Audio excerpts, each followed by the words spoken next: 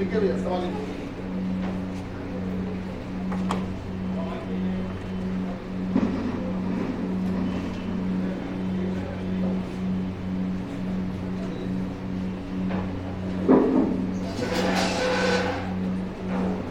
देखिए 52 बच्चों की एक पंक्ति में 52 52 बच्चों की एक पंक्ति में 52 बच्चों की एक पंक्ति में 52 बच्चों की एक पंक्ति में अतुल का स्थान 52 बच्चों की एक पंक्ति में अतुल का स्थान अतुल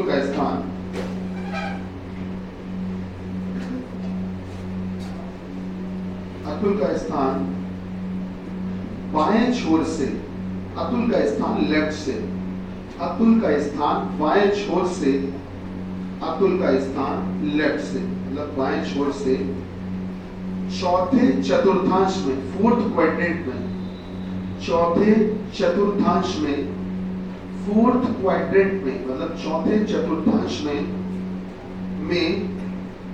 एक पूर्ण वर्ग संख्या है, एक परफेक्ट स्क्वायर है। चौथे चतुर्थांश में एक पूर्ण वर्ग संख्या है, चौथे चतुर्थांश में एक परफेक्ट स्क्वायर है। भैया लिखा, आपने लिखा है सर कि अतुल का 52 बच्चों की एक पंक्ति में आपने लिखा है इन अ रो ऑफ 52 स्टूडेंट्स 52 बच्चों की एक पंक्ति में अतुल का स्थान बाएं छोर से लेफ्ट से चौथे चतुर्थांश में एक पूर्ण वर्ग संख्या है, लिखा है पूर्ण वर्ग संख्या है, परफेक्ट स्क्वायर। आगे लिखिएगा, यदि राहुल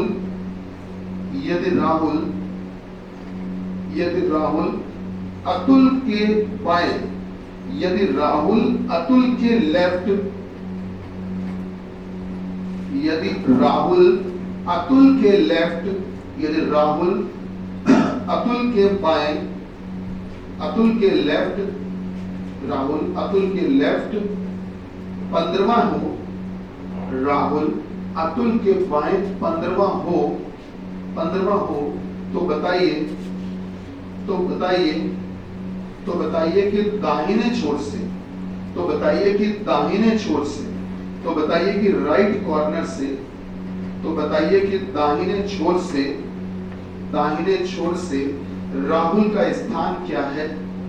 तो बताइए कि दाहिने छोर से राहुल का स्थान क्या है? तो बताइए कि दाहिने छोर से राइट कॉर्नर से राहुल का स्थान क्या है? हाँ भाई, कुछ उम्मीद कैसे उम्मीद है, कोशिश करिए। अगर तो गले विचार नहीं मैच हो रहे जल्दी बताइए सर, लिख लिया कुछ आइडिया? फिर से चेक करो। सवाल की भाषा हम दोबारा से बोल रहे हैं कि 52 बच्चों की एक पंक्ति में अतुल का स्थान बाएं छोर से चौथे चतुर्थांश में एक पूर्ण वर्ग संख्या है। यदि राहुल अतुल के बाएं 15वें स्थान पर बैठा हो, यही बोला है ना शायद, यही ना, राहुल अतुल के बाएं 15वें स्थान पर बैठा हो तो बताइए कि पंक्ति के दाहिने छोर से अतुल का स्थान क्या है? सॉरी, राहुल का स्थान क्या है? यही पूछा है ना जी, पता है भैया? आप लोग को ही बताओ, लड़कियों बताओ कुछ आंसर आया। भैया लोगों बोलो बेटा।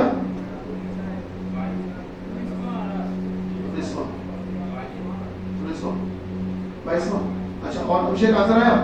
नहीं बेटा, इधर पीछे वाले भैया लोग जल्दी बताओ बेटा, कोशिश तो करो, प्रयास करो। 19। अच्छा, और कोई? हाँ मोहित, आंसर आया बेटा? नहीं, कोशिश करो जल्दी से। पड़ोसी जल्दी बताओ। 19। अच्छा, गर्ल्स तुम लोग बताओ, कुछ आंसर आया बेटा? 19। चलिए आइए शुरू करते हैं, देखते हैं, सॉल्व करते हैं, देखते हैं क्या। भैया गौर करिएगा, हमसे बोला गया कि एक पंक्ति है उसमें टोटल 52 बच्चे बैठे हैं, 52, चलो बैठे हैं 52। इन्होंने कहा कि इसमें चौथे चतुर्थांश, मतलब ये कि जो 52 है उसको 4 हिस्सों में बांटना है। तो अगर 52 को 4 हिस्सों में बांटना है तो हर एक टुकड़ा कितने कितने का 13 तो हमने कहा देखिए गुरु जी 13 का एक टुकड़ा तो ये हो गया होगा सर, और अगले 13 का टुकड़ा ये हो गया होगा, फिर सर अगले में भी 13 ही बच्चे बैठे होंगे और सर अगले में भी 13 ही, तो 13 चौको 52 इस प्रकार से बैठे होंगे पूरे। अच्छा, अगर मैं बाएं छोर से गिनता हूं, अगर मैं बाएं छोर से गिनता हूं, लेफ्ट से गिनता हूं, तो सर जी 1 से लेकर 13 नंबर तक का बच्चा यहाँ बैठा होगा, फिर 14 से लेकर 26 तक का बच्चा यहाँ बैठे होंगे, मतलब कितने बच्चे, फिर 27 से लेकर 39 तक के बच्चे यहाँ बैठे होंगे, और सर 40 से लेकर 52 तक के बच्चे यहाँ बैठे होंगे। ये जो हमने नीचे वाले एक रेंज लिखी है, इसको कोई समझने की बहुत जरूरत नहीं है कि 1 से 13, 14 से 26, 27 से 39, 40 से 52, इसको समझने की बहुत आवश्यकता नहीं है। रीजन ये है कि आपको जो कहा गया वो इसलिए कहा गया कि सर जो अतुल बाबू हैं वो चौथे चतुर्थांश, तो पहला चतुर्थांश ये भाई, चतुर्थांश का मतलब क्या होता है, चतुर्थ अंश, चौथा अंश, तो चौथा अंश तो तभी होगा जब 4 अंश होंगे, तो हमने 4 टुकड़े कर दिए सर, 13 के बने, तो पहला टुकड़ा, दूसरा टुकड़ा, तीसरा टुकड़ा, चौथा टुकड़ा, सर चौथा क्वाड्रेंट यही है। इस चौथे चतुर्थांश में अब जो ये 13 लोग हैं, अगर इनमें देखा जाए तो बाएं छोर से गिनते गिनते गिनते गिनते गिनते जो अतुल बैठा है वो पूर्ण वर्ग संख्या में बैठा है, परफेक्ट स्क्वायर में। तो सर जी 13, 13 दूनी 26, 13 के 39, तो बेटा 39 के आगे ही तो होगा इसका नंबर, 39 के आगे 40, 41, 42, 43, 44, 45, 46, पूरा 52 तक एक ही संख्या है जो पूर्ण वर्ग है 49 है। तो इसका मतलब ये कि जो अतुल बाबू हैं उनका स्थान हमको इनडायरेक्ट वे में दे दिया गया है सर बाएं छोर से अतुल बाबू का स्थान कितना दिया है सर, 49 दिया है। क्या हमारी बात से सहमत है सर आप? हाँ नहीं बोल रहे हो, सही है कि सर अतुल का स्थान जो है वो बाएं छोर से 49वां होगा। अच्छा 49वां कैसे होगा, सीधा सा हिसाब है, 13 बच्चे इधर बैठे, 13 ये बैठे, 13 ये बैठे, तो 13 13 13 13 के 39 तो ये हो गए, 39 के बाद 40, 41, 42, 43, 44, 45, 46, 47, 48 और ये एक अतुल 49, सही है, 49, 50, 51, 52, तो ये पूरा हिसाब हो चुका है, ये पूरा हिसाब किताब हो चुका है। ये बैठे हैं अतुल बाबू। तो आप चेक करना, हमने इस गोले के अंदर जो लाइनें खींची हैं, लाइनें आप चेक करना वो 13 ही हैं। आप चेक करना जो हमने लाइनें खींची हैं, जो ड्रॉ की हैं सर, वो 13 ही हैं। आप काउंट कर सकते हो, 1 2 3 4 5 6 7 8 9 10 11 12 13, टोटल 13 लाइनें हैं इस गोले के अंदर। तो ठीक है, हर एक गोले में 13 13 बच्चे होने चाहिए। तो सर ये वाली जो लाइन है ना, ये वाली, इस जगह पर अतुल बैठा है और अतुल बाएं छोर से किस नंबर पे है सर, 49वें पे। ये 49 क्यों कह दिया, क्यों 48 कह देते, क्या दिक्कत थी? क्योंकि 49 एक पूर्ण वर्ग है, किसी का स्क्वायर होता है ना, इसलिए। चलो अतुल का स्थान तो बदल गया। राहुल के बारे में क्या बोला था कि राहुल का स्थान अतुल के बाएं 15वां है सर, अतुल के लेफ्ट, अतुल के बाएं 15वां है। और देख लेते हैं, 1 2 3 4 5 6 7 8 9 10 11 12 13 14 15, सर इस 15वीं कुर्सी पर बैठा है राहुल। क्यों भाई, बात सही है? आप इस गोले का भी हिसाब कर देते हैं जल्दी से, वैसे जरूरत नहीं है लेकिन पूरा लिख देते हैं। 1 2 3 4 5 6 ये बैठे हैं, तो 7 इधर बैठा दो, 1 2 3 4 5 6 7। चेक करना, इस गोले के अंदर में टोटल 13 लाइनें हो चुकी हैं। 1 2 3 4 5 6 7 8 9 10 11 12 13 लाइनें, इसमें भी 13, इसमें भी 13, इसमें भी बनाई जा सकती हैं, फिर ऐसे ही बनाई जा सकती हैं। आपसे पूछा ये गया कि बताओ राहुल का स्थान दाहिने छोर से कितना, राइट कॉर्नर से, राइट एंड से राहुल का स्थान कितना। आप बताओ दाहिने छोर से राहुल तक पहुंच सकते हो सर? सर इस गोले के अंदर रहेंगे कितने, 13 के बाद 14 15 16 17 18 19, सही बात है, 19 ही सही, वेरी गुड, 19 सही। भैया क्या बात थोड़ी बहुत पल्ले पड़ी? आप चाहे तो मैनुअली गिन सकते हैं, 1 2 3 4 5 6 7 8 9 10 11 12 13 14 15 16 17 18 19। चलिए बात को आगे बढ़ाते हैं। अब आ जाइए अपनी शीट पे। रांशु भैया जरा शीट देख लीजिए, जिनके पास नाम दे दीजिए, फिर इसमें आपके जो जिन चीजों में आप हमसे सहमत ना हो वो डिस्कशन आप हमसे करिए, हम उन सब चीजों को आगे लेके चलते हैं। ये कल जो हमने आंसर बोले थे कि नहीं, अभी बोल दिए, तो हमने जो आंसर बोले थे, तो जैसे टोटल क्वेश्चन है सर 52, तो 52 में से क्या आपके कल कुछ मैच हुए थे कि नहीं? कुछ आंसर मैच हुए थे? आंसर पूरे नहीं बोले? अच्छा बोल देते हैं, बोल देते हैं सर कहां से शुरू करना है? 39 से 39 से ना शहीद हो गए। चलिए क्वेश्चन नंबर 39 से स्टार्ट करना। भैया शीट सभी के पास है ना? हो ले लीजिए सर, शीट है। चलिए ठीक करिएगा।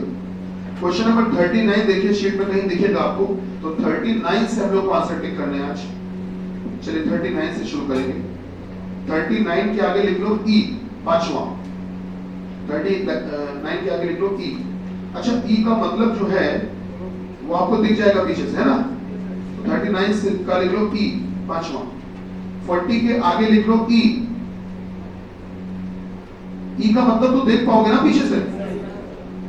41 का लिखिए sir B, B for Bihar, B, B लिखो, लिखा। 42 का लिखिए D, D, D for doctor, D. 43 का लिखिए ए, लिखा भैया? 43 का ए। अच्छा इसके अलावा एक सेकंड रुक जाइए भैया, एक मिनट, थोड़ा सा चीजें गड़बड़ हो रही है।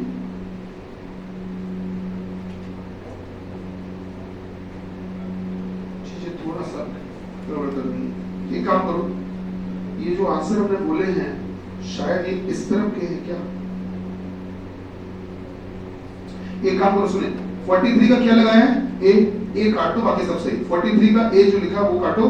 43 का ऑप्शन टिक करिए डी। 43 का ऑप्शन टिक करिएगा डी, डी मतलब चौथा ऑप्शन। बाकी सब ठीक लगाया, जो आपने अभी तक लगाया वो सब सही, सारे सही। 43 का डी ऑप्शन टिक करिए, कर लिया? अब आइए 44 पे। 44 का आगे लिख लीजिए ए, 44 के आगे लिख लीजिए ए, ए।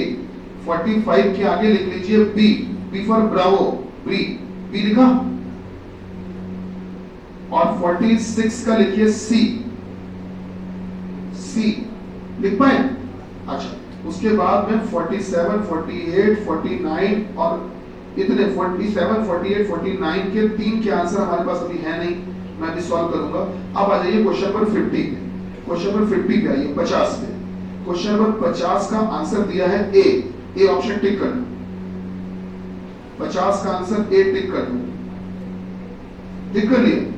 अच्छा 49 का भी ए टिक कर लो, ए। 49 का भी ए टिक करिए, ए। 49 में भी ए टिक कर लिए, ए वाला ऑप्शन टिक कर लीजिए, कर लिया? अच्छा अब ऊपर केवल 2 बचे अपने, 47, 48, ठीक है। चलो 50 का आपने टिक किया ए। 51 का टिक करिए B, B for ball, B tick किया। और 52 का टिक करिए D, D, D for doctor. अब पूरे 52 सवालों में से आपके केवल 2 प्रश्नों के आंसर अभी नहीं टिक हुए। कौन कौन से? 47, 48। क्या आपने लगाए थे घर पे? 47, 48 लगाए थे भैया? ये सिलॉक के क्वेश्चन है। हाँ बोलो 47 का क्या था आंसर आप लोग के हिसाब से? हाँ ए, चलो टिक कर लिया। 48 का आपने क्या लगाया था आप लोगों ने? हाँ डी, चलिए 48 का डी टिक कर लिया, ठीक है। इनको साथ में सॉल्व कर लेंगे, ओके। अब एक काम करते हैं, अब वापस से आ जाते हैं। तो पहले 47, 48 को ही लगा लेते हैं, जिससे कि इनके आंसर पर एक मोहर लग जाए, है ना, एक्यूरेसी की मोहर लग जाए। चलिए पहले 47, 48 को ही खत्म कर लेते हैं, फिर हम लोग डिस्कशन करते हैं चीजों को। क्यों इनपुट आउटपुट याद है कि भूल गए? याद है? बढ़िया, अभी रिवीजन होगा उसका, ठीक है। इनपुट आउटपुट का भी रिवीजन होगा सर, डोंट वरी। तो 47वां सवाल देखिए सर, क्या कहा गया हमसे? ये कहा गया कि सभी सैनिक, कथन पढ़िए, सभी सैनिक पुरुष हैं, ठीक है। तो हमने कथन के हिसाब से सभी सैनिक पुरुष हैं, ये सर सैनिक बनाया, सभी सैनिक पुरुष हैं। बताइए क्या आपके अकॉर्डिंग डायग्राम सही बना? बोलिए सर। अरे हाँ नहीं बोल रहे, सभी सैनिक पुरुष है। क्या सैनिक का गोला पुरुष के अंदर नहीं बंद? अच्छा अगला कथन क्या बोला? कुछ नागरिक सैनिक है। तो कुछ नागरिक सैनिक हैं, ये हमने अपना दिया, कुछ नागरिक सैनिक हैं। अब आइए सर निष्कर्ष पर। पहला, कुछ नागरिक पुरुष हैं, देखकर बताइए क्या कुछ नागरिक पुरुष के अंदर भी आ रहे हैं कि नहीं आ रहे? जी। दूसरा सभी सैनिक नागरिक हैं। आप बताइए सभी सैनिक नागरिक दिख रहे हैं कि कुछ सैनिक नागरिक दिख रहे हैं? इन्होंने कह दिया सभी सैनिक नागरिक, ये वाली बात क्या होगी सर? गलत। आइए 48 नंबर 48 देखिए, सभी अमेरिकन अंग्रेजी बोलने वाले हैं। सभी अमेरिकन, इसको भी आप इससे लगा सकते हो आराम से। सभी अमेरिकन अंग्रेजी बोलने वाले हैं, अंग्रेजी बोलने वाले हैं, अंग्रेजी बोलने वाले हैं। सभी अमेरिकन अंग्रेजी बोलने वाले हैं। आगे पढ़िए सर क्या बोला? कोई एस्किमो अंग्रेजी नहीं बोलता, कोई भी एस्किमो अंग्रेजी नहीं बोलता, तो एस्किमो को बाहर कर देते हैं। एस्किमो को हमने बाहर कर दिया, कोई भी एस्किमो अंग्रेजी नहीं बोलता है। ठीक, आइए निष्कर्ष पे आइए, निष्कर्ष पे आइए सर, क्या बोला गया सर? कोई एस्किमो, कहाँ गया निष्कर्ष पहला? 48वां। कोई एस्किमो अमेरिकन नहीं है। बताइए कोई एस्किमो अमेरिकन नहीं है, बात सही है? जब एस्किमो इसी को टच नहीं करेगा तो क्या एस्किमो कभी अमेरिका तक आ सकता है? नहीं आ सकता, बात सही है। दूसरी बात क्या है सर? कोई अंग्रेजी बोलने वाला एस्किमो नहीं है। सर कोई भी अंग्रेजी बोलने वाला एस्किमो नहीं है, बात सही है? तो दोनों सही ऑप्शन बताओ सब बी। आइए अब बात करते हैं अपनी शीट पे। अब आइए पहले पन्ने में 1 से लेकर 16 तक, 1 से लेकर 16 तक जो आपके सवाल हैं, इनमें से किसके आंसर से आप थोड़ा सा कम सहमत हो? बोलिए क्वेश्चन नंबर बोलिए। हाँ 17 15, अच्छा 15 देख लेते हैं, 15 16 दोनों देख लेते हैं। हाँ कौन सा भैया? 14 15 16 देख लेते हैं। हाँ पहला तो अपना डिस्कस हुआ था कि नहीं बता लगाई नहीं थी क्या? ये सही है। चल 14 15 16 देखते हैं। पहले 14 देखिए सर। हाँ उसके पहले कौन सा बोल लो? 8। चलिए 8वां देखते हैं, फिर 14 15 16 पे आते हैं। पहले 8वां देखिए सर। 8वें में ये कहा गया, पढ़िए साथ में पढ़िए। देखिए आपको पता तो चलना चाहिए कि क्या सरकार की गुजारिश है, क्या सरकार का आदेश है, क्या जनता की बात है, ये सारी बातें आपकी जानकारी में रहनी चाहिए। क्वेश्चन नंबर 8 पढ़िए। कथन में ये कहा गया, कृपया दिल्ली से लखनऊ के 2 टिकटों की उपलब्धता का पता लगाएं। मतलब ये कहा जा रहा है कृपया दिल्ली से लखनऊ के लिए 2 टिकटों की अवेलेबिलिटी, मतलब चेक करके बताइए कि क्या 2 टिकट हैं उपलब्ध दिल्ली से लखनऊ जाने के लिए। अब ये बात जो कही गई है, इसके पीछे क्या मन में ख्याल आया होगा, क्या मन में सोच आई होगी, वो धारणा क्या रही होगी? चलिए पहली, पता लगाने वाले व्यक्ति को यात्रा का इच्छित माध्यम पता है। जाहिर सी बात है अगर 2 टिकटों की बात वो कह रहा है तो उसको पता है कि 2 टिकटें किस में चेक करनी, प्लेन में कि ट्रेन में कि बस में, तभी तो वो 2 टिकट के लिए बोल रहा है। क्योंकि यात्रा करने वाले व्यक्ति को ये मालूम है कि हमें किससे जाना है, तभी तो वो 2 टिकट कंफर्म करने के लिए बोल रहा है। अदरवाइज उसको अगर माध्यम ही नहीं पता तो 2 टिकट किस में चेक करे बताओ? ट्रेन में चेक करे कि प्लेन में? मालूम ही नहीं। तो ऐसी स्थिति में इसका मतलब उसको पता है, तभी वो 2 टिकटों की अवेलेबिलिटी चेक करने के लिए कह रहा है। और जाहिर सी बात है अवेलेबिलिटी चेक करने के लिए कहा जाता है इंक्वायरी विंडो में। जब आप पूछताछ वाली खिड़की पे जाते हो, रिजर्वेशन करवाने जाते हो, चाहे वो एयरप्लेन का हो, चाहे वो आप ट्रेन का हो या बस का हो, तो सभी की विंडो होती है, देखा होगा अपनी रिजर्वेशन की। तो उसमें जो बंदा सामने बैठा होता है, मे आई हेल्प यू, तो उससे आप कहते हो ना कि जब चेक करके बताइए सर 2 टिकट हमको मिल जाएंगी क्या, जगह खाली है दिल्ली से लखनऊ के लिए? तो वो आप तभी तो वहां से पूछोगे जब आपको पता हो कि किससे यात्रा करनी है।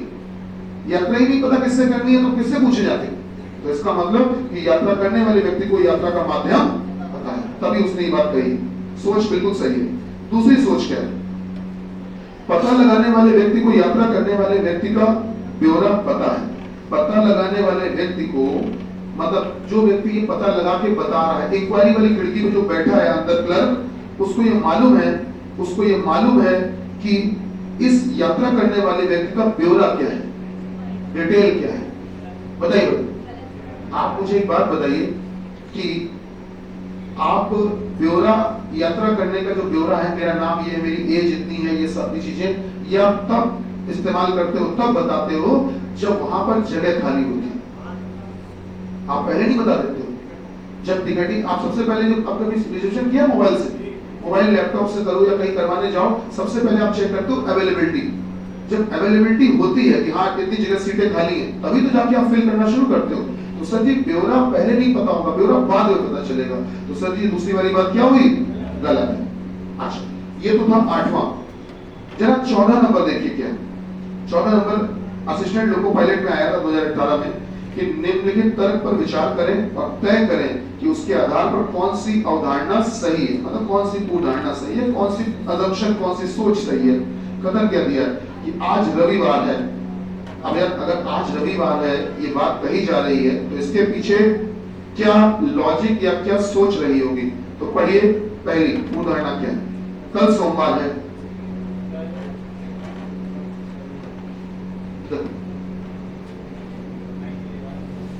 एक हम सेंटेंस लिखने जा रहे हैं, बस आप उसको पढ़ लेना। जो हम लिखने जा रहे हैं इसको पढ़ लेना और पढ़ने के बाद तय करना कि क्या ये सेंटेंस आपको करेक्ट लग रहा है, लॉजिकली करेक्ट है।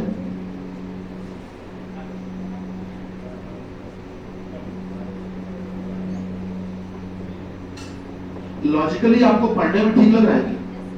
देखो पूरा मिला के पढ़ो, क्योंकि कल सोमवार है इसलिए आज रविवार है। सही है, पढ़िए पढ़िए, क्योंकि कल सोमवार है।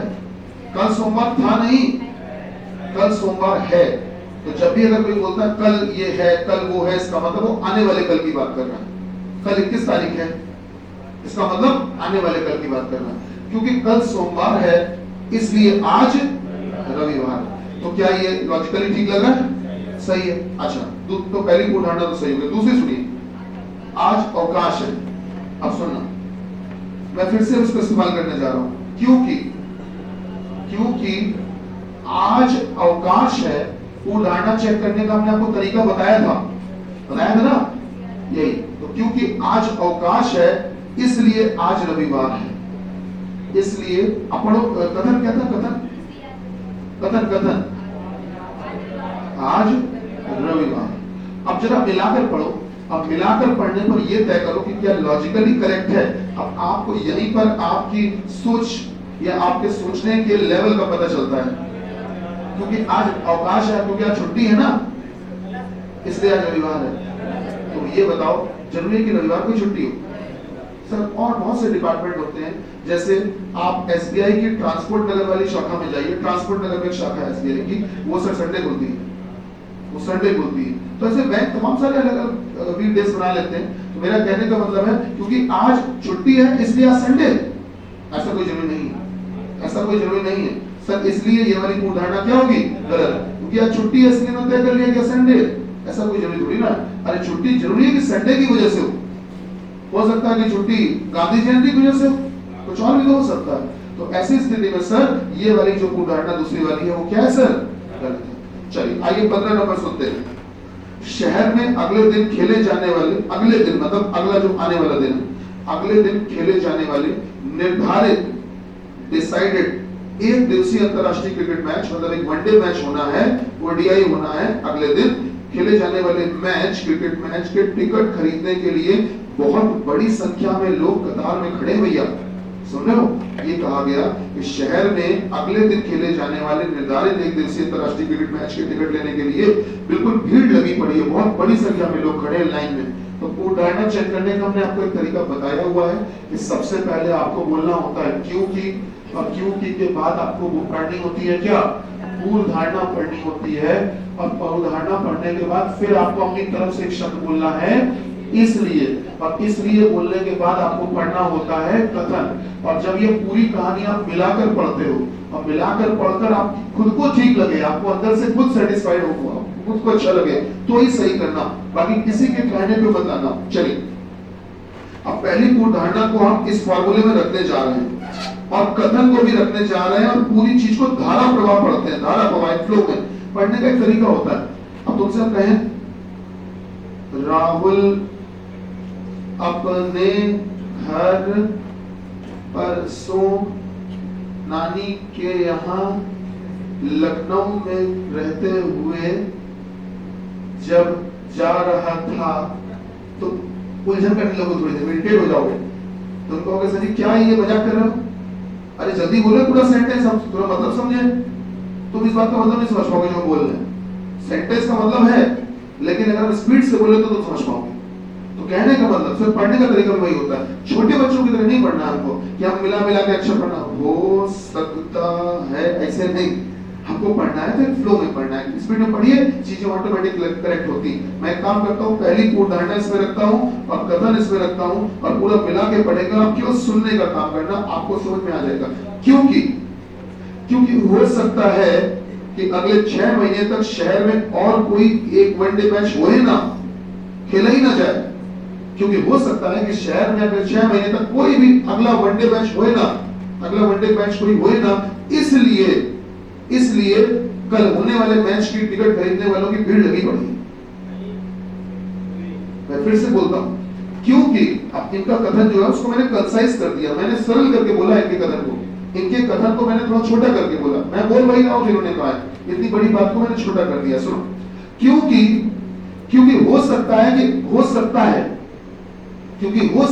अगले 6 महीने तक कोई मैच ही ना हो, यहां पर कोई वनडे मैच ही ना हो, ये पता है। तो इसलिए जो कल मैच होने वाला है वनडे, उसको टिकट खरीदने वालों की भीड़ लगी पड़ी है, बहुत लंबी लाइन लगी पड़ी है। जाहिर सी बात है, आप बताओ लोग इतने उतावले क्यों हो रहे हैं? इसका मतलब शायद ये बताइए, ये वजह हो सकती है कि नहीं? हो सकता है अगले 6 महीने कोई मैच ही ना हो यहाँ पर, इसलिए इस मैच को देखने के लिए लोग उतावले हैं। क्या बात सही है? कुछ ऐसे ग्राउंड्स होते हैं जहां पर जरूरी नहीं कि हर समय मैच होते रहे। जैसे अपना ग्रीन पार्क, इसकी किस्मत कभी कभी खुलती है ना? कब है? आईपीएल है क्या? टेस्ट इसी 25 अक्टूबर नवंबर में है ना? हाँ, नहीं, हम कंफर्म कर रहे थे। तो मेरा कहने का मतलब ये है कि सर ऐसे प्ले ग्राउंड है, इनकी किस्मत कभी कभी खुलती है। अब सोचो अगर 25 को, जैसा कि बता रहे हैं कि 25 नवंबर को यहाँ पर मैच है। अब 25 नवंबर को मैच है, भाई साहब, लाख कोरोना बना रहे, लाख लॉकडाउन बना रहे, विश्वास मानिए ये जो क्वेश्चन बोला है, ये क्वेश्चन यहाँ पर अप्लाई होगा। टिकट की मारामारी होगी, जुगाड़, ब्लैक, साम दाम दंड सब होगा। इसलिए होगा क्योंकि यहाँ पर कभी कभी तो मैच होता है, जबकि वो मैच टीवी में भी दिखेगा, लेकिन टिकट खरीदने के लिए मारामारी होगी, भीड़ लगेगी। क्या बात सही है? तो जब सर ऐसी नौबत होती है कि जब मैच कभी कभी होता है, बहुत दिनों बाद होता है, तो वहां पर ऐसी परिस्थिति बन जाती है। तो क्योंकि हो सकता है कि इस शहर में अगले 6 महीने तक कोई क्रिकेट मैच ही ना खेला जाए, इसलिए जो कल मैच होने जा रहा है इसकी टिकट लेने के लिए लाइन लगी पड़ी है। क्या बताइए, बात सही है? इस बात के पीछे ये वजह हो सकती है कि नहीं, भीड़ इतनी लगी। अच्छा, मान लो अगर मैं तुमसे ये कहता कथन में, क्योंकि कथन में मैं तुमसे ये कहता कि शहर में हर 15-15 दिन में वनडे मैच होता है, हर 15-15 दिन में वनडे मैच होता है। तो अब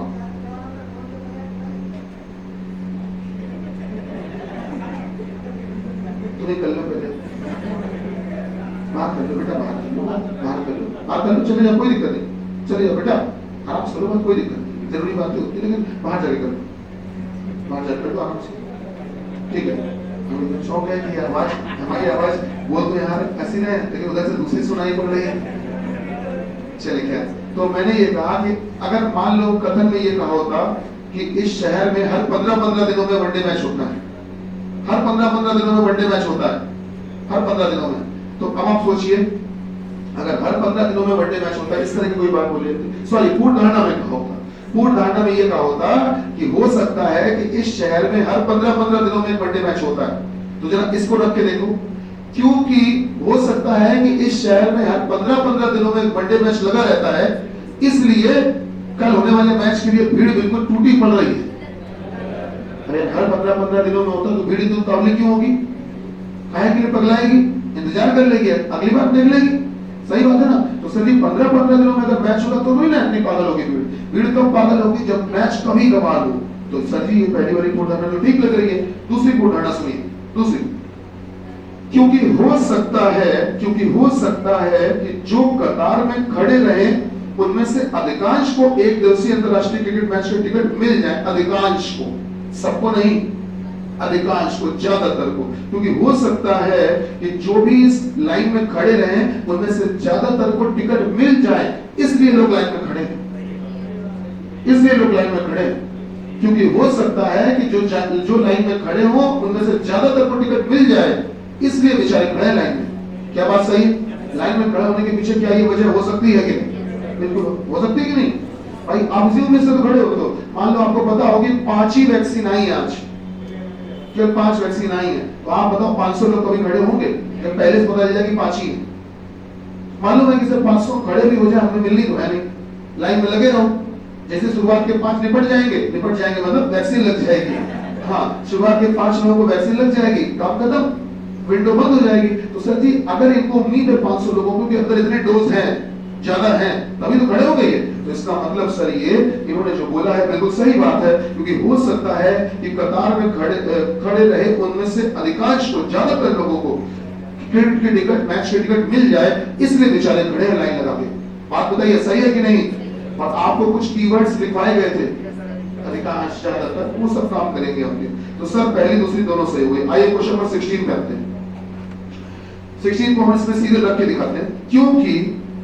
क्योंकि साइन बोर्ड बिना किसी भाषा का प्रयोग किए भी बनाया जा सकता है।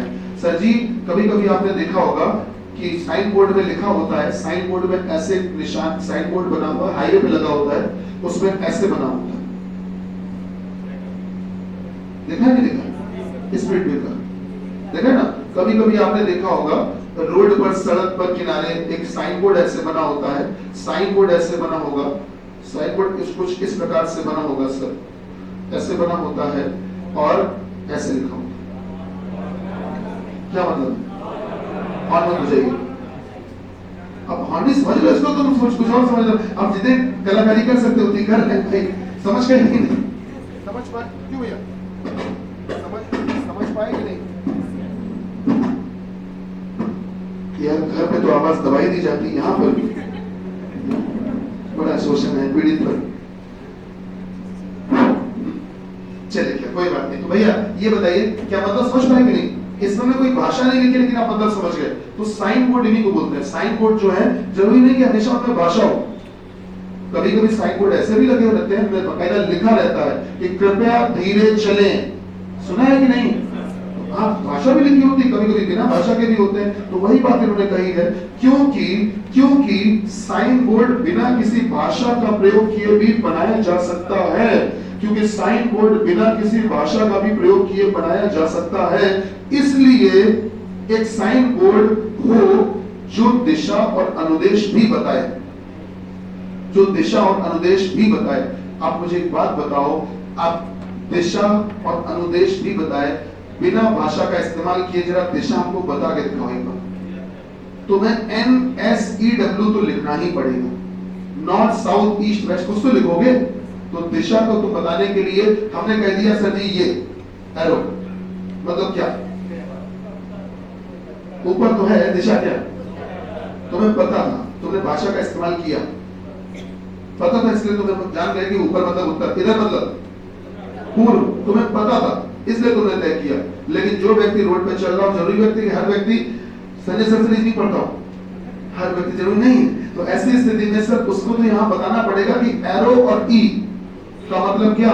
ईस्ट। सर उसको तो बताना पड़ेगा ना कि ये भाषा का इस्तेमाल करना पड़ेगा ना। तो इन्होंने पता क्या कहा? इन्होंने यही बात कही, बड़ी अटपटी सी बात कही है। मैं फिर से बोल रख के दिखाता हूँ, क्योंकि साइन बोर्ड बिना किसी भाषा का प्रयोग किए भी बनाए जा सकते हैं, इसलिए एक साइन बोर्ड ऐसा हो जो कि दिशा और अनुदेश भी बताए। तो इसमें भाषा का प्रयोग ना करना, इसका क्या लेना देना हुआ? समझ रहे हैं? पहले वाला गलत, क्योंकि पहले वाले ने पूर्व धारणा में बोला कि भाषा का प्रयोग मत करो। तो साइन बोर्ड बनाने के लिए जो कथन दिया उसमें भाषा की कोई बात ही नहीं की। कथन में पढ़िए कहीं भाषा का जिक्र किया? भाषा शब्द था कथन में। तो कथन में जब जिक्र नहीं किया है तो ऐसी सोच मन में कैसे आ गई? अब मैं आपको एक बढ़िया सा एग्जाम्पल दे रहा हूं, ध्यान से सुनना। क्योंकि हमको सुबह पोहा खाना पसंद है, क्योंकि हमको सुबह पोहा खाना पसंद है, इसलिए आज हमने सुबह जलेबी खाई। ये कौन सी बात है सर? पसंद है पोहा खाना, खा रहे हो जलेबी। कहना क्या चाहते हो? मेरा कहने का मतलब ये है कि सर अगर भाषा ना इस्तेमाल करने की बात सोची है तो भाषा ना इस्तेमाल करो ना, जैसा सोचा वैसे ही तो करो। अब नीचे आप पढ़िए, पूर्व धारणा में इन्होंने क्या कहा है सर? पूर्व धारणा में कहा है कि भाषा का प्रयोग किए बिना भी काम चल जाएगा। हाँ, तो फिर काम भी वही करो कि भाषा का प्रयोग ना करो। अब ऊपर देखो भाषा शब्द का ही इस्तेमाल नहीं किया, तो आप बताइए भाषा शब्द का ही इस्तेमाल नहीं किया तो हम भाषा को लेकर कथन कैसे कह सकते हैं? बेकार है। दूसरी पूर्ण धारणा मैं फिर से लगता हूं, क्योंकि दिशा बताने के लिए केवल साइन बोर्ड एक प्रभावी माध्यम है। केवल चक्कर ना पड़ो, पहले सुन लो। क्योंकि दिशा बताने के लिए केवल साइन बोर्ड एक प्रभावी माध्यम है, इसलिए एक साइन बोर्ड ऐसा होना चाहिए जो दिशा और अनुदेश भी बताए। अगर मान लो ये पूर्ण धारणा मैं मन में लाता हूं, क्योंकि दिशा बताने के लिए साइन बोर्ड एक प्रभावी माध्यम है। प्रभावी माध्यम है मतलब साइन बोर्ड से लोग समझ जाते हैं। हाँ, नहीं केवल को हम थोड़ी देर के लिए हटा देते हैं। अच्छा, साइन बोर्ड के अलावा और कोई माध्यम हो भी नहीं सकता है, केवल लगाना मजबूरी भी हो गई है, इसलिए कि दिशा बताने के लिए साइन बोर्ड के अलावा और कोई माध्यम क्या हो सकता है?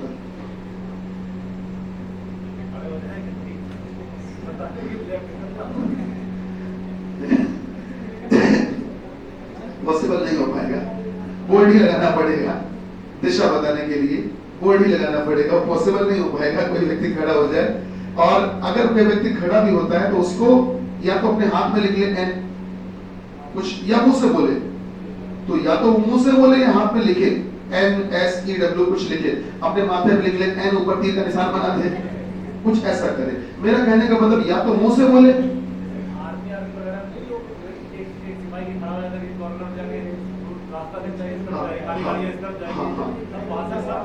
बिना भाषा के मतलब ये कि वो एक साइन बोर्ड ही तो बना हुआ है। अगर वो आदमी ना खड़ा हो, उसकी जगह मैं उसको हटा के बोर्ड लगा दूं और उसमें भी एक आदमी की फोटो बना के ऐसे कर दूं, तो भी मतलब वही हुआ। आने वाली जो बटालियन है वो समझ जाएगी कि हाथ इधर बना है मतलब इधर जाना है। और उसमें क्या है कि जो विशेष जवान है वो एक रेजिमेंट है, उसके अंदर ये काम चल रहा है। लेकिन जब आप एक नॉर्मल रोड पे चल रहे हैं, यातायात में चल रहे हैं, वहां पर हर आदमी उस निशान को समझ पाएगा कि नहीं, क्या पता, या उस उनके लोगों को समझ पाएगा कि नहीं। तो वहां पर पर्टिकुलर एक साइन बोर्ड तो लगाना ही पड़ेगा ना दिशा बताने के लिए। मेरी बात समझिए, प्रैक्टिकली अगर सोचे तो दिशा बताने के लिए आप साइन बोर्ड के अलावा कोई और माध्यम का इस्तेमाल कर सकते हो। सोचो, आपको बताओ अगर लगता हो तो दिशा बताने के लिए साइन बोर्ड के अलावा कोई और इस्तेमाल कर सकते हो। मैं बाहर जानना चाहता हूं कि मैं बाहर रोड पे बाहर कोचिंग से निकल के मैं जा रहा हूं 9 नंबर क्रॉसिंग की तरफ, मैं जानना चाहता हूं मैं किस दिशा में जा रहा हूं, तो अगल बगल नहीं, अगल बगल कुछ बोर्ड हमको लगाओगे, बताओगे कि नहीं बताओगे ये दिशा कहां जा रही है, तब तो मैं जान पाऊंगा। तो सर साइन बोर्ड के अलावा और कोई बातें हो ही नहीं सकता, समझ रहे? वो बात प्रैक्टिकली पॉसिबल नहीं है कि एक व्यक्ति खड़ा हो जाए, वो बताए कि देखो वो पूर्व है, वो पूर्व जहां जा रहा है पूर्व है।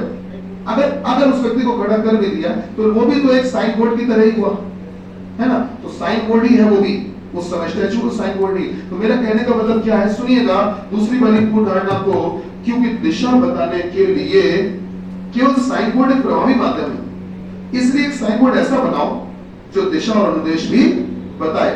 तो बताइए ये साइन बोर्ड बनाने के पीछे क्या ये सोच हो सकती है कि नहीं? क्योंकि अगर साइन बोर्ड ही जरूरी है दिशा बताने के लिए तो फिर ऐसा साइन बोर्ड बनाओ, फिर सही बात है। दूसरी वाली पूर्ण धारणा को आप 2-3 बार इस पर रख के पढ़ना, आपको बिल्कुल सही लगेगी, रत्ती भर भी गलत नहीं लगेगी। अच्छा अगले पेज में आइए। हाँ गूगल में ना, गूगल की बात करना, गूगल मैप पे, हाँ कोई बात नहीं, अगर गूगल मैप पे भी है तो आप गौर करिए, गूगल मैप एक तीर का निशान दिखाता है, एरो। कभी गूगल मैप को बहुत ध्यान से देखिएगा, उसमें ऐसा गोला बना मिलेगा आपको, कभी गौर करना, और इसमें ऐसे एरो चलता है। इससे फर्क इसलिए नहीं पड़ेगा क्योंकि इन्होंने क्या कह दिया कि साइन बोर्ड ही इकलौता एक माध्यम है दिशा बताने के लिए। तो सच्चा प्रभावी भी है, माध्यम और भी हो सकते हैं पर उतने प्रभावी ना हो जितना साइन बोर्ड है। दिशा बताने के लिए साइन बोर्ड के अलावा और कोई प्रभावी माध्यम है ही नहीं प्रभावी जिसका असर पड़े। बनाने को लोग क्या करते हैं, साइन बोर्ड के अलावा एक बढ़िया आपको चीज बताते हैं, सुनो। लोगों ने क्या किया, लोगों ने ये किया कि साइन बोर्ड के अलावा उन्होंने क्या किया कि एक जगह पर उन्होंने ऐसे पहाड़ बना दिया, पहाड़ ऐसे पहाड़ बना दिया, पत्थर का ऐसे बना दिया, साइन बोर्ड नहीं है, ऐसे पत्थर इकट्ठा करके पहाड़ बना दिया। अब वो कहना चाह रहे हैं कि दिशा है, ये इंडिकेट कर रहे हैं कि एक दिशा बता रहा है। समझो क्या दिशा बता रहा है? उतना प्रभावी नहीं है। समझ पा रहे हो? ज्योग्राफी पढ़े हो आप लोग कि ये उत्तर दिशा बता रहा है। पहाड़ है तो उत्तर दिशा बता रहा है, लेकिन उतना प्रभावी नहीं है जितना कि मैं इसकी जगह अगर ये लगा देता, ऐसे करके एन लिख देता तो ज्यादा सही होता। क्या हमारी बात समझ रहे हैं? ये ज्यादा सही होता इन कंपेयर दैट दिस, है ना?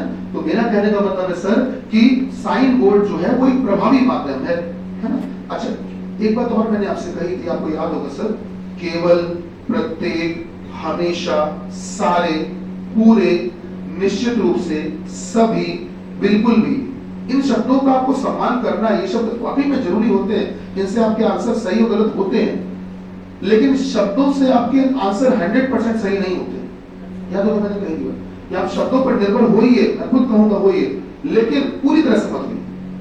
आप जब शब्द और बात, दो बातें दे रखी हो, तो शब्द से ज्यादा आपको इंपॉर्टेंस देनी है बात को, है ना? तो यहाँ पर जो बात कही गई वो बहुत इंपॉर्टेंट है। शब्द यहाँ पर उससे छोटा हो गया, ठीक है? तो ऐसी स्थिति में शब्द अंधी मारने का एक बड़ा बढ़िया जुगाड़ है। पेपर देने जाओ, क्वेश्चन आए और आपके पास समय नहीं है, आपको मैं चीज बताना चाहूंगा कि आपको अगर अपने आप को चेक करना हो तो एक नई शीट आप हमसे फिर ले लो, बिल्कुल खाली शीट, खाली मतलब उसमें एक भी पेन मत चलाना, ठीक? और उस शीट को केवल आप घड़ी देखकर 5 मिनट में सॉल्व करना या 10 मिनट में कर देना। करना कैसे कि किसी भी क्वेश्चन का कथन मत पढ़ना, केवल पूर्वधारणा और केवल कार्रवाई पढ़ना, और पूर्वधारणा कार्रवाई में भी केवल एक शब्द ढूंढना कि जहां केवल लिखा हो काट देना, जहां संभवतः लिखा हो वो सही कर देना, और इस आधार पे आप 10 मिनट के अंदर 52 क्वेश्चन करना। कितने? 52। कितनी देर में? 10 मिनट में। लॉजिकल रीजनिंग के 10 मिनट में 52 क्वेश्चन करना बहुत बड़ी चीज है। कर दो आप, मान लो कर दिए, उसके बाद में जो मैं आंसर बोलता हूं या आपके पास टिक होंगे, आप उसमें मिला के देखना, आपके 52 में से बड़े आराम से कम 30 क्वेश्चन सही हो जाएंगे, कम से कम 30 क्वेश्चन सही हो जाएंगे।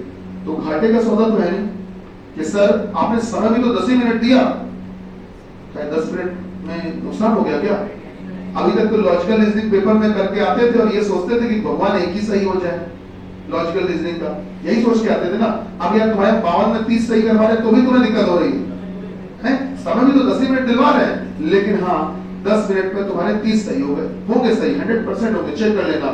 लेकिन अगर आपको ये चाहिए कि सर हम 30 का है, अब तो 52 में से हमें 50 सही चाहिए या 51 सही चाहिए, तो बेटा फिर आप केवल शब्दों पर निर्भर नहीं होंगे, तब आप 10 मिनट में नहीं करोगे, तब आप करोगे तो आधे पौन घंटे का समय ले लेना, तब आप करिएगा तो 52 में से 50-51 तक हो जाएंगे सही। मैं आपको एक बात बताता हूं, लॉजिकल रीजनिंग में हाँ कल भी जो हमने आंसर बोले थे वो 39 से नहीं बोले थे, एक बैच था शाम वाला, हमने केवल 38 तक आंसर बोले थे, 39 के आंसर ही नहीं बोले थे। 38 तक आंसर बोले थे। लड़का उसका नाम समर है और उसको हमने एक विशेष गिफ्ट भी दिया है। उसके जो टेस्ट अभी बीच में आपका हुआ था, उस टेस्ट में, वो टेस्ट आप वाले बैच में भी हुआ था, शाम वाले में भी हुआ था, दोनों बैचों में हुआ था, एक में और हुआ था। तो कुल मिला के लगभग 350-400 बच्चों में, तीन बैचों में, हाँ तीन ही बैचों में था, 350-400 बच्चों में उसके नंबर सबसे हाईएस्ट थे। आप लोगों में हाईएस्ट शायद 22 से 23 आया था, और 25 में से ना 25 का था, उसके 24 आए थे। तो बस सुबह से शाम तक सभी बैचों में हाईएस्ट था, केवल अपने बैच में नहीं, उस सुबह से शाम तक में सब में हाईएस्ट। दूसरी बात, फिर फाइटर बैच का भी एक पेपर हमने एक दिन रैंडमली करवाया था अलग से, उसके बैच में शाम वाले में अचानक करवाया, उसमें भी उसकी परफॉर्मेंस बहुत अच्छी रही। तो जब चीजें बहुत अच्छी होती तो ऐसा नहीं कि हम उन चीजों को नोटिस नहीं करते, हम सब कुछ ध्यान दे रहे होते हैं। विश्वास मानिए, आप में जितने बैठे हो, आपको लगता है कि आप बिल्कुल लास्ट में हो या आप बीच में बैठे हो, हम आपसे कभी आंसर नहीं पूछते या सुनते नहीं है। विश्वास मानिए, आपकी एक एक्टिविटी, आपके एक एक अक्षर पे हम ध्यान देते हैं, और हम क्या हर टीचर देते हैं, हर एक बात को वॉच कर रहे होते हैं। लड़कियों तुम लोग भी एक एक बात को ध्यान दे रहे होते हैं। हम लोग होता क्या है कि मैंने जब सारी चीजें ऑब्जर्व की, मैंने अपनी तरफ से उसको अप्रिशिएट किया, गिफ्ट दिया। गिफ्ट ये दिया कि उसको फाइटर बैच में हमने अपनी तरफ से उसका बिना किसी एडमिशन के एंट्री करवाया कि अब तुम फाइटर बैच पढ़ोगे हमेशा, अब तुम होनहार हो तो फाइटर बैच में भी आओ, जिससे कि और ज्यादा ब्रिलियंट होते जाओ, एक्स्ट्राऑर्डिनरी होते जाओ। आराम पड़ता है किसका? तो अब उसकी देखा देखी में बाकी लोगों में भी एक जलन भावना कह सकते हैं या एक्साइटमेंट आया कि यार ये भी संभव है, एक बैच में एडमिशन लेके दो में पढ़ रहा है, और जब उसका कार्ड खत्म हो जाएगा तब भी उसको हम जाने न देंगे।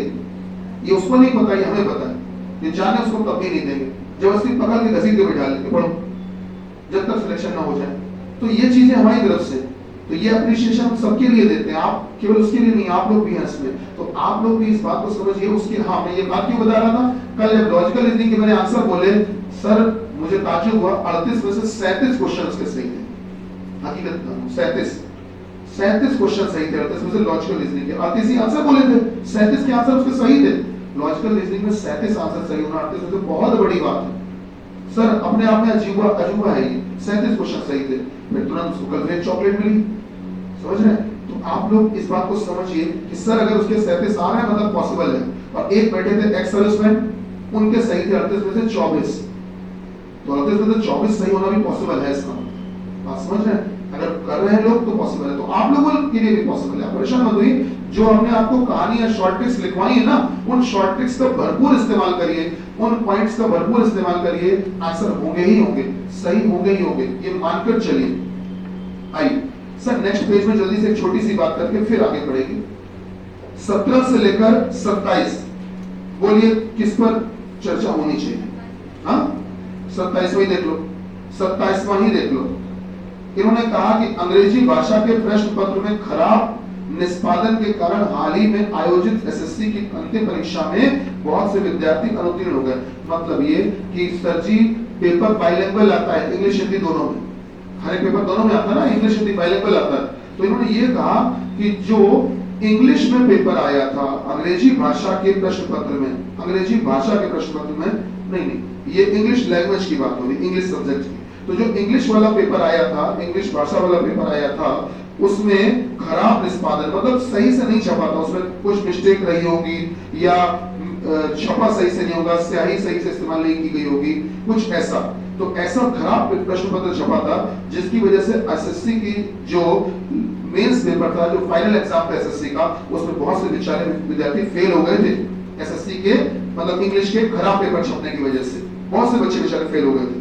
ठीक, अब इससे कार्रवाई क्या की जानी चाहिए? इसमें पहली कार्रवाई सुनो, अंग्रेजी भाषा के सक्षम शिक्षकों को की नियुक्ति करने के लिए सरकार को सभी स्कूलों को तत्काल एक परिपत्र जारी करना चाहिए।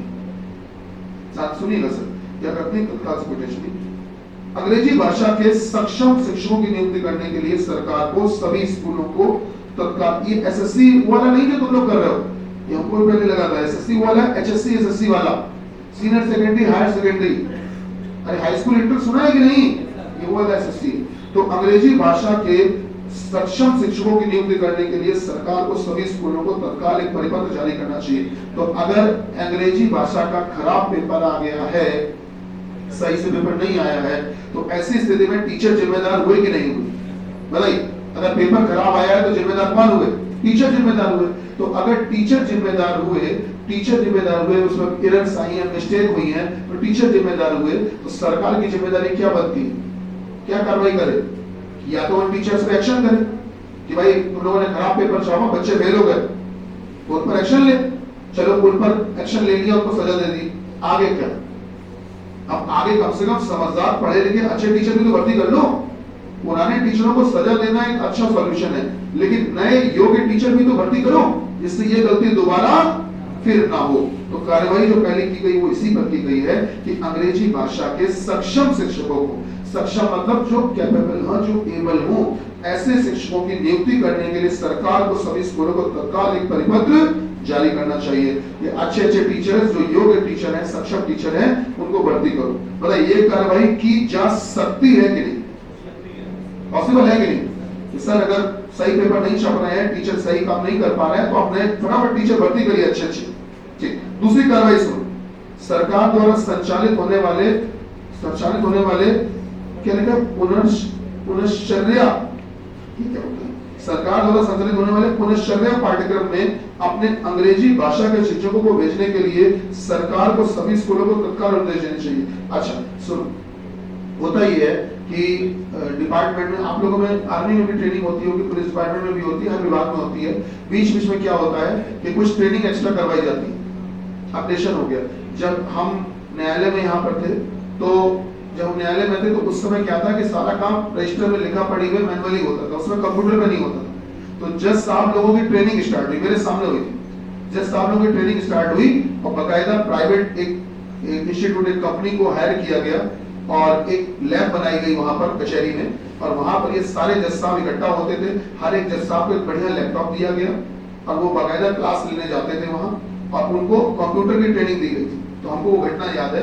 तो कहने का मतलब ये कि जैसे चीजें बीच में अपडेट होती हैं तो जो एम्प्लॉइज होते हैं उनको भी ट्रेनिंग देना पड़ता है कि अब नया पैटर्न ये आया, सीखो, चलो तुम सब लोग मिलकर। ऐसे ही आरबीआई में भी होता है, सभी जगह होता है। तो कहने का मतलब ये है कि सर, सरकार द्वारा संचालित होने वाले पुनश्चर्या पाठ्यक्रम, मतलब जो अपडेशन प्रोसेस है, जो चीजें अपडेट हुई हैं, नई चीजें जुड़ी हैं या और बेहतर हुई हैं, उनके लिए अंग्रेजी भाषा के जो शिक्षक हैं उनको भेजना चाहिए कि जाओ आप लोग भी अपडेट करो, थोड़ा ट्रेनिंग लो जाके, गलतियां ना हो जिससे। तो बताइए इस क्या ये कार्रवाई होनी चाहिए कि नहीं होनी चाहिए कि भाई नए टीचर भर्ती करना तो ठीक है, पर पुराने टीचरों को बेचारों को हो सकता है इतना ज्ञान ही ना हो, तभी वो गलत सलत पेपर छाप दी हो। तो क्या उनको अपडेट करने के लिए ट्रेनिंग की जरूरत है कि नहीं है? पॉलिशिंग की जरूरत है सर, बिल्कुल है। ये भी कार्रवाई सही रहेगी। तीसरी, सरकार को परीक्षा निकाय को भावी परीक्षा में अंग्रेजी भाषा के प्रश्न पत्र का कठिनाई स्तर कम करने के निर्देश देने चाहिए। हाँ देखो, दो बातें तो ये हो गई कि बच्चे फेल हुए थे तो उसके लिए टीचर तो जिम्मेदार हो गया कि हो सकता है टीचर ने पढ़ाया ना हो इतना अच्छा, इतना कठिन पढ़ाया ही ना हो सकता है, एक ये बात है। और अगर कठिन पढ़ाया नहीं है तो कम से कम ऐसे टीचरों को भर्ती करो जो कठिन पढ़ाना जानते हो, एक तो ये हो गया। अब जो ऑलरेडी भर्ती है उनको निकाल तो नहीं सकते हो, तो उनको कठिन की ट्रेनिंग दिलवा दो, ये तुम लोग कठिन वाला सीख लो जिससे आगे पढ़ा सके। ठीक, तो कठिन पढ़ाने की ट्रेनिंग दिलवा दो और नए अच्छे काबिल टीचर भर्ती कर लो, सारी बातें हो गई। साथ ही साथ एक बात और समझा दो, यार इतना कठिन पेपर ना बनाया करो यार, बच्चे फेल हो जाते हैं। ये भी तो कार्रवाई सही है कि सर इतना कठिन ना बनाओ, थोड़ा कम कठिन बनाओ, क्योंकि बच्चे थोड़े बहुत नहीं फेल हुए। पढ़िए कदम में कितने बच्चे फेल हुए? बहुत से, एक आधे नहीं, बहुत से फेल हुए। तो ऐसी स्थिति में सर पेपर इतना कठिन बनाना ये कोई बहुत अच्छी चीज नहीं है। तो क्या ये भी एक कार्रवाई उचित रहेगी कि पेपर थोड़ा हल्का बनाओ, इतना कठिन ना बनाओ? क्या मेरी बात समझ रहे हैं? ये भी एक कार्रवाई उचित है। तो सर कौन सी कार्रवाई ठीक रहेगी? पहली भी, दूसरी भी, तीसरी भी। कभी भी ध्यान रखिएगा, कोई भी अगर घटना घटती है तो उस घटना के पीछे जो कॉज है उस कॉज को दूर करना बहुत जरूरी है। अगर मान लीजिए तेज रफ्तार ट्रक एक पुल से जा रहा था, तेज रफ्तार ट्रक एक पुल से जा रहा था और पुल से जाते समय बहुत स्पीड से जा रहा था सर, बहुत स्पीड से जा रहा था, तो वो जाते जाते आगे पुल के पास पलट गया और उसने पूरा रोड जाम कर दिया, पलट गया, पूरा सामान गिर पड़ा, सब कुछ, पूरा रोड जाम हो गया। तो आप क्या कार्रवाई करोगे? पहली कार्रवाई क्या करोगे? पहली कार्रवाई ये करें, ट्रक ड्राइवर को पकड़ लें और पकड़ के कायदे से, क्या ये कार्रवाई ठीक रहेगी? सर पहली कार्रवाई ये है कि वहां से मलबा हटाओ, रास्ता बनाओ, यही तो है। उसके बाद में कार्रवाई क्या होगी कि अब ये दुर्घटना के कारणों का पता लगाओ कि जो ट्रक ड्राइवर चला आ रहा था ये इसका डिसबैलेंस क्यों हुआ? ये नशे में तो नहीं था, स्पीड बहुत ज्यादा तो नहीं थी, या रास्ते में गड्ढा तो नहीं आ गया था कोई जो उसका ट्रक पलट गया? ठीक है, ये क्यों कर रहे हो? इसलिए जिससे कि आगे दोबारा फिर कोई ना हो। तो पुरानी जो घटना हो इसका भी सॉल्यूशन जरूरी है और आगे ऐसी घटना की पुनरावृत्ति ना हो इसका भी सॉल्यूशन जरूरी है। जो कार्रवाई होती है वो दोनों चीजों के लिए होती है। समझदार व्यक्ति जो कार्रवाई करेगा वो इस हिसाब से करेगा कि अभी की समस्या भी समाधान हो जाए और जीवन में ऐसी समस्या दोबारा फिर कभी ना आए। ये मतलब तरीका होता है कार्रवाई करने का, ठीक है, केवल अभी का काम निपटाने का नहीं होता। तो इसमें जो इन्होंने दिया है ना वो यही दिया है, इससे टीचर भी भर्ती कर लो और साथ ही साथ पेपर भी थोड़ा सा हल्का बनवा दो, ठीक है, कार्रवाई सही। एक काम करेंगे, कल आप लोगों का एक टेस्ट है, टेस्ट बढ़िया टेस्ट बनवा रहे हैं, ठीक है, और कल टेस्ट रहेगा। आप सब सादर आमंत्रित हो, आपके चेहरे कैमरे में कैद हो चुके हैं जिससे आप में से कोई भी अब्सेंट नहीं हो सकता है, आना परम अनिवार्य है, ठीक है। टेस्ट में आइए, आपको सारे के सारे क्वेश्चन आपके एग्जाम से जुड़े हुए मिलेंगे जो भी आप पेपर देने जा रहे हैं। बहुउपयोगी टेस्ट है। धन्यवाद। भारत माता की जय।